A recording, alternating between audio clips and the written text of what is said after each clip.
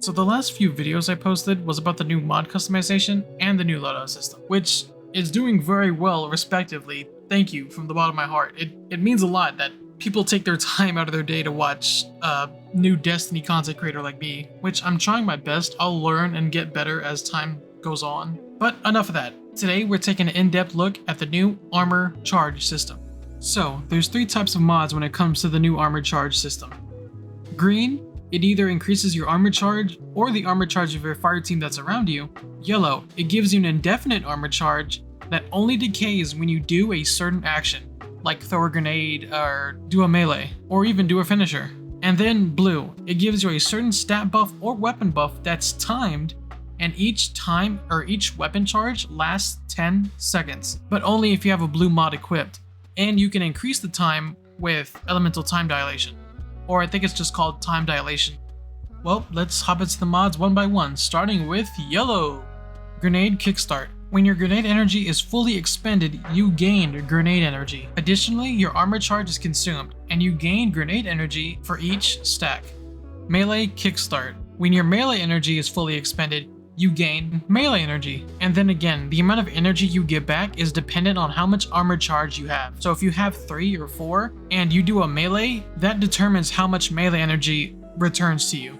Emergency reinforcement. When your shields become broken, you gain temporary damage reduction. Consumes 3 or more stacks of armor charge, granting a longer duration to the damage reduction for each charge consumed.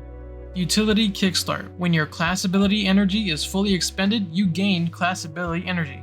Restorative finisher. When you use a finisher, you gain a portion of energy for your least recharged ability. Consumes 2 armor stacks, armor charge. Special finisher. Finishers generate special ammo for the whole fire team. Consumes 3 stacks of armor charge. So all you have to do is generate 3 orbs, finish a red bar, and then boom, special ammo for everybody in the fire team. 1-2 finisher. Finishers restore melee abilities. Consumes 3 or more stacks of armor charge.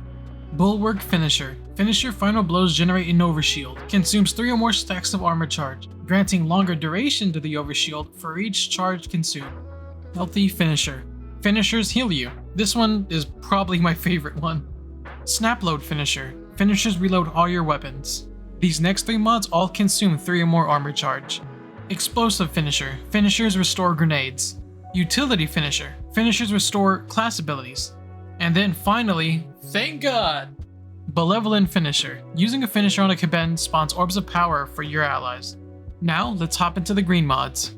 Powerful friends. Collecting an orb of power causes nearby allies to increase their current armor charge by 1. And then radiant light. Casting your super causes nearby allies to also increase their armor charge by 1. Allies that have a different subclass than you increase their armor charge by 2.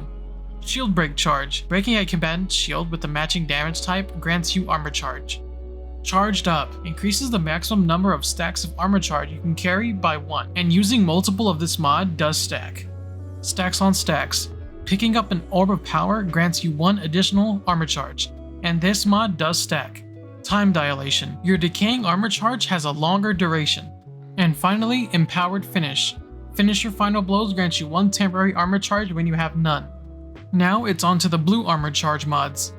Font of Focus and Font of Vigor. When you gain an armor charge, you gain a bonus to Strength and Discipline. Font of Endurance and Font of Restoration. You gain a bonus to Recovery and Resilience when you have an armor charge. Font of Wisdom and Font of Agility. You gain a bonus to Intellect and Mobility when you have an armor charge. And lastly, we have the Weapon Surge mods. There's a specific mod for each element, so there will be one for Solar, Arc, Void, Stasis, and Strand. But I'm gonna throw up 2 examples right now. This is the Solar and Void Weapon Surge mods. Your Solar or Void weapons gain a small bonus to damage while you have any armor charge. So here in my mod loadout, you see I have no blue mods.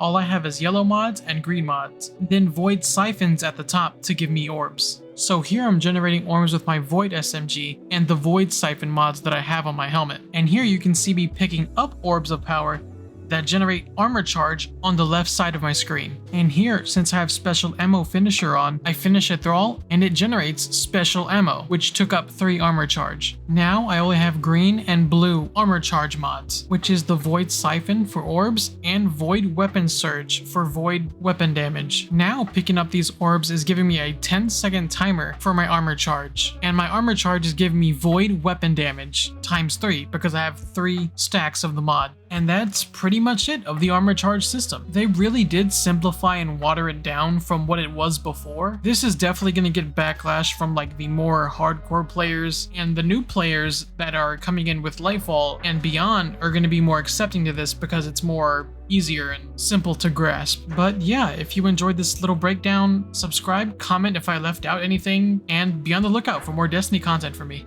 Enjoy Lightfall.